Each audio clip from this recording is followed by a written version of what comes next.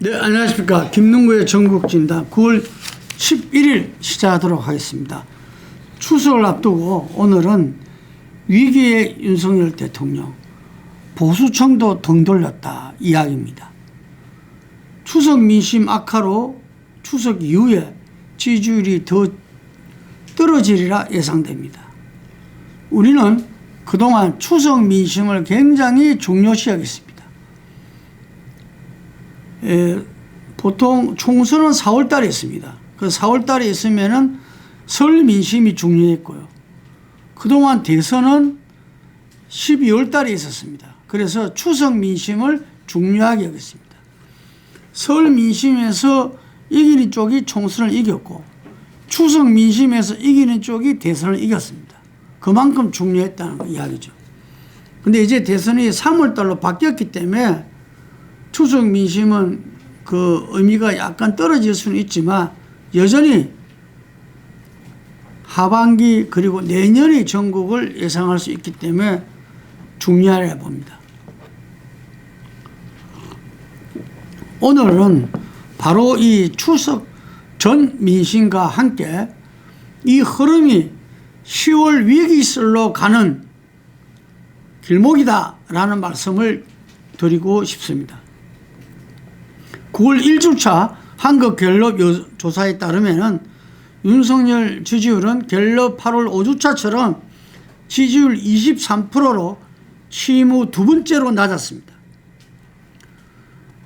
9월 12일 발표된 한길 리서치 조사에서도 비슷한 추세입니다.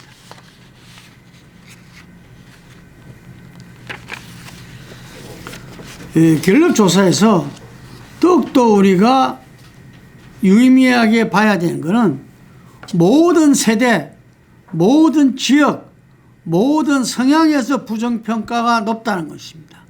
다시 말해서 윤 대통령과 국민의힘이 보루인, 마지막 보루인 TK, 그리고 마지막 보루인 70대 이상, 그리고 보수 성향에서도 부정평가가 높게 나타났다는 겁니다. 그래서 일부 호사가들은 국민 통합을 달성했다라는 이야기도 합니다.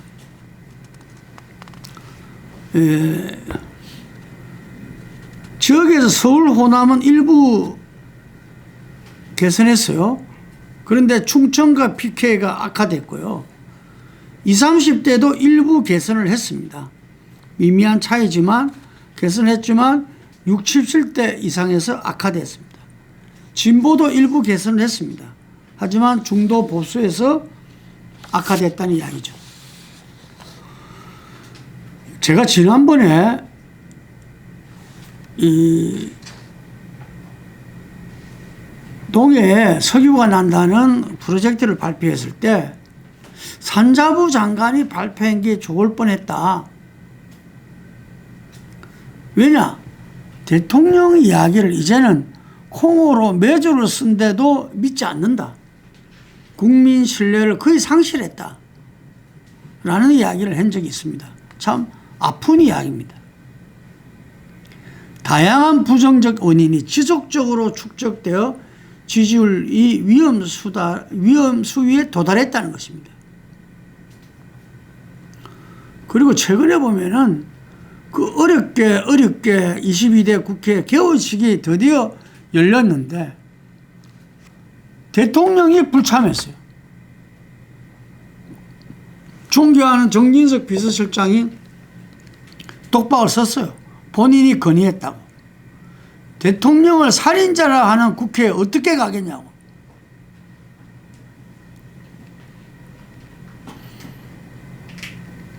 저는 그 어떤 일이 있더라도 갔어야 됐다 봅니다. 가서 민주당 전당대회에서 전현희 의원이 한 말이거든요. 오히려 전현희 의원을 갖다가 악수해 줘야죠. 그러면서 정정하게 표현이 심하신 것 같아 라는 이야기도 할 수 있는 거 아니겠습니까? 지금이 어느 시대입니까? 건어지의 시대는 이미 가고 말로만 대통령이 국민의 모섬이다가 아니라 실제 모섬으로 받아들인 세상이 된 거 아닙니까? 대통령도 달라져야죠. 거기다가 의료 대란, 뉴라이트 친일 논란, 끊임없는 김건희 여사 문제, 최상병 특검 등 대통령실의 독선은 끝없이 가고 있습니다. 그리고 대통령 부장평가의 가장 큰 요인이 뭔지 아십니까? 한국갤럽 조사에 따르면 경제입니다. 경제. 치솟는 물가와 집값 등 민생고가 극에 달했다는 이야기입니다. 그래서 불통, 독선, 무능으로 인해서 국민들이 대통령에 대한 대통령제에서 대통령을 신뢰하지 않으면 누구를 신뢰하겠습니까? 그 신뢰가 땅에 떨어졌다라는 이야기죠. 그러면 추석 전에는 뭔가 역대 대통령들이 여당이 뭔가 밥상 위에 국민들의 민심을 갖다가 좀 획기적으로 반전은 못하더라도 최대한 도닥일 그런 무슨 밥상 위에 올려놓습니다. 그런데 지금은 이번에는 여전히 응급실 대란이 예고되는 의료 대란, 고물가, 김건희 등 악재들이 오를 거라 봅니다. 그래서 이번 추석이 우리 민족의 대이동이잖아요. 추석 민심 이후에는 부정 여론은 더 확산될 것이다. 그러면 이게 10월 재보선에 악영향이 예상된다. 고 볼 수 있겠습니다. 10월 재보선을 한번 예측해 보겠습니다. 본래 부산 금정구청장, 인천 강화군수, 전남 곡성군수, 영광군수 재보선이 실시되어 있는 데다가 서울시 교육감 재보선이 추가되었습니다. 우리가 상식적으로 보면은 보수 텃밭에서 부산에 인천에서는 국민의힘이 승리하고 호남 두 곳은 민주당이 승리할 것이다. 결국 서울교육감 재선거가 재보선 성패의 바로 밑에가 될 거다 이래 볼 수가 있습니다. 그런데 여기에 부산 같은 경우에서는 조국 혁신당이 상당히 지난 총선에서 선정했습니다. 그래서 부산 금정구청장 선거를 혁신당, 민주당하고 단일하자라고 제안을 해놓고 있고요. 호남에서도 혁신당이 비례대표 득표율에서 민주당이 앞섰습니다. 그러니까 혁신당은 이미 후보들을 갖다가 선정해놓고 이 곡성 영광에서 열심히 뛰고 있고, 조국 대표는 아예 거기서 자기가 새빵살이를 하면서 뛰겠다 이러고 있습니다.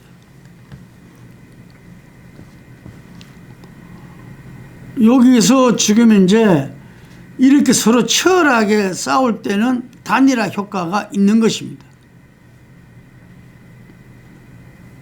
부산 금정에서 야권 단일화가 이루어진다면은 지금 부산 금정구청장 선거에서 국민의힘이 무조건 낙승하리라 예단하기 어렵습니다.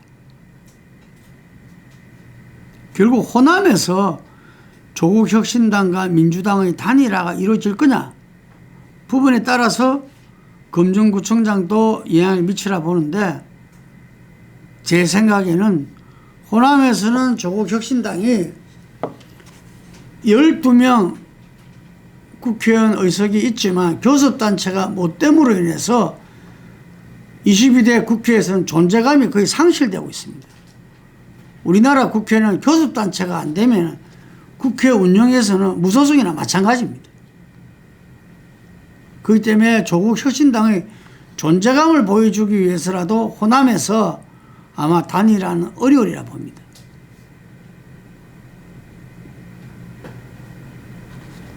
그러면은 자동적으로 민주당도 부산 금정구에서 단일화 주저하지 않을 수 없죠.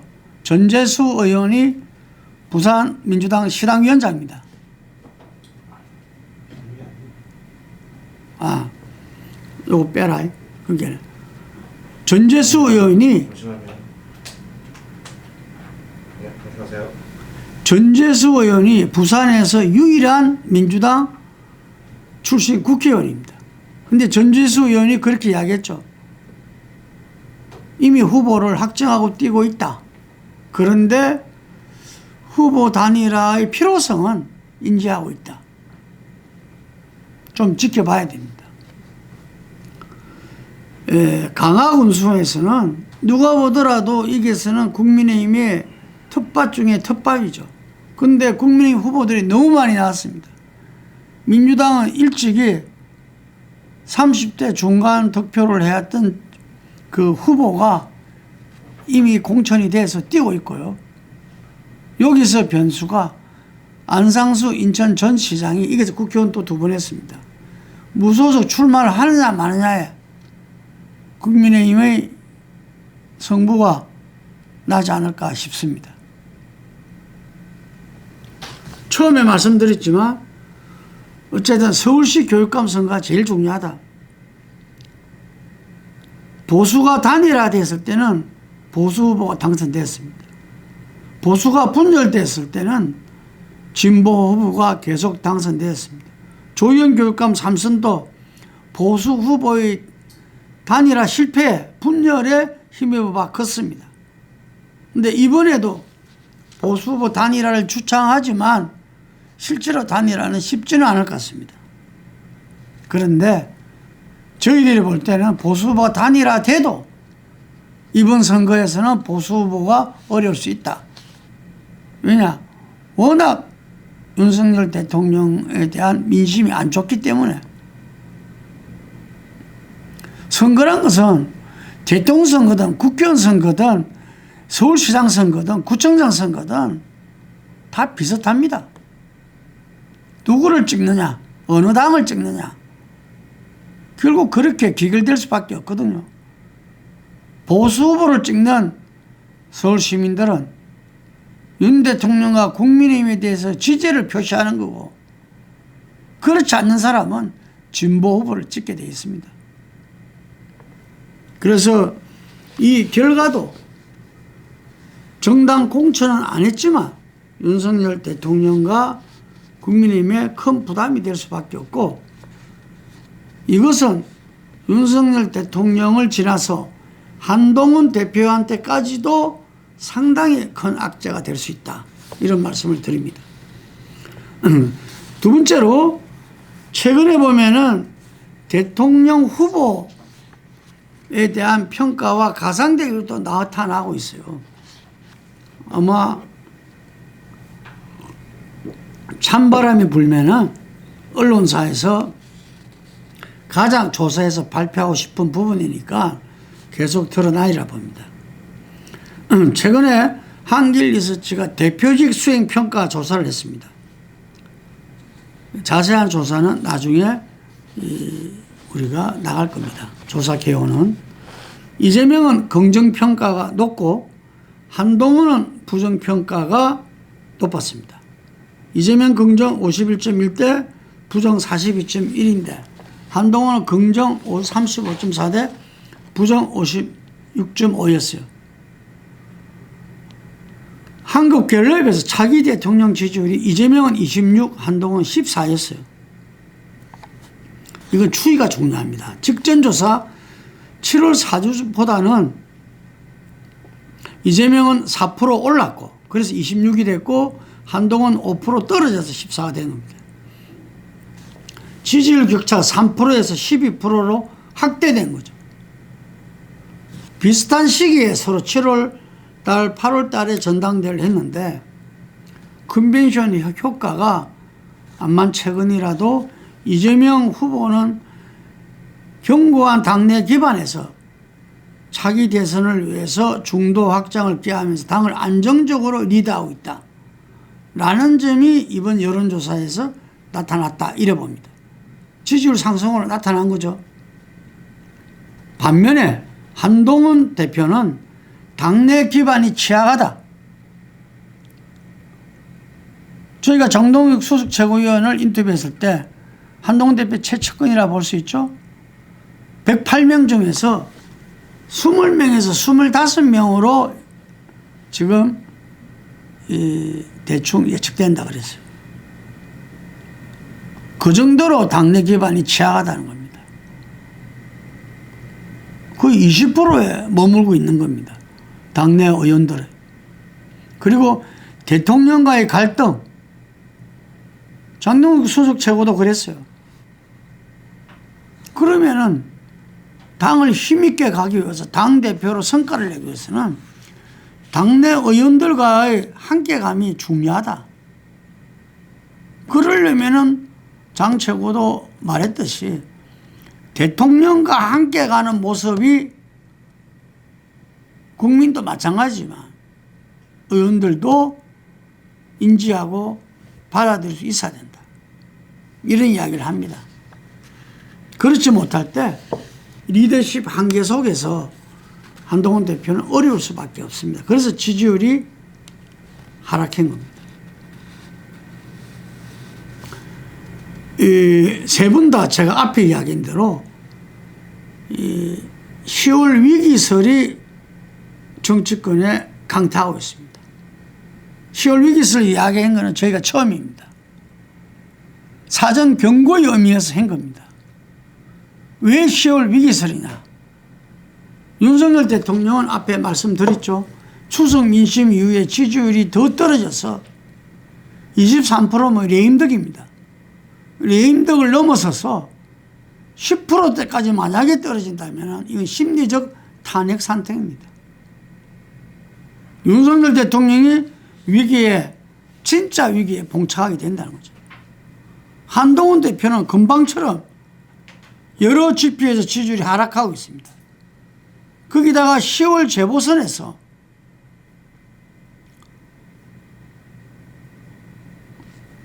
단체장에서 금정구청과 강화군수를 가져오더라도 서울시 교육감을 진보 후보에게 진다면 문제 제기가 될 수밖에 없습니다.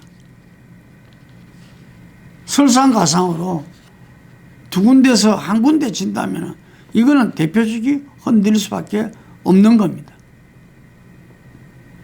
총선 패배를 윤 대통령과 한동훈 대표 비대위원장의 어떤 둘이 책임이다. 비율을 떠나서 이번에 재보선도 마찬가지일 겁니다. 하지만 지난 총선 참패에도 불구하고 당대표는 되었지만 이번에 재보선에서 최악의 상황을 성적표를 받아들이면 한동훈 대표한테 직방으로 갈 수밖에 없다는 거죠.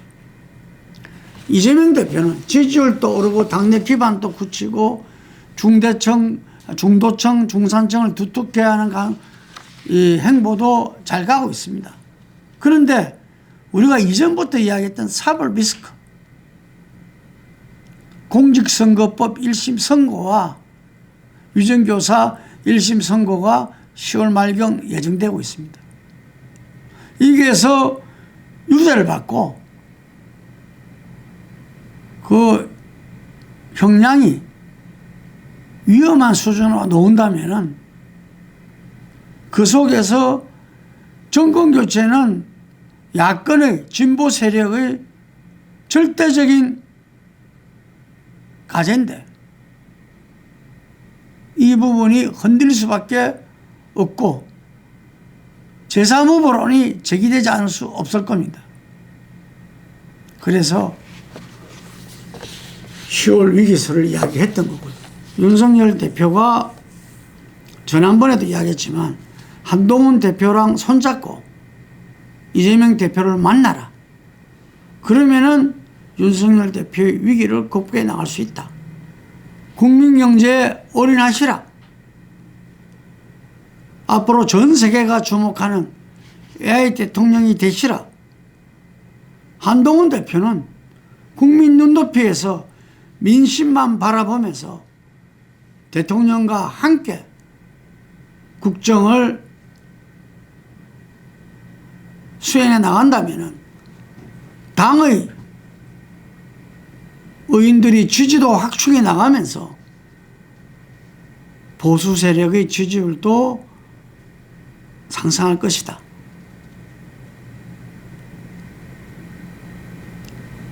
이재명 대표는 사법 리스크는 어쩔 수가 없습니다. 그렇지만 윤석열 대통령한테 맞서 또 수권정당으로서 정말 새로운 대한민국을 만들기를 나간다면은 이 또한 위기를 극복하는 방향이 될 것입니다. 제가 말씀 중에 윤석열 대통령을 대표로 한 부분은 정정합니다.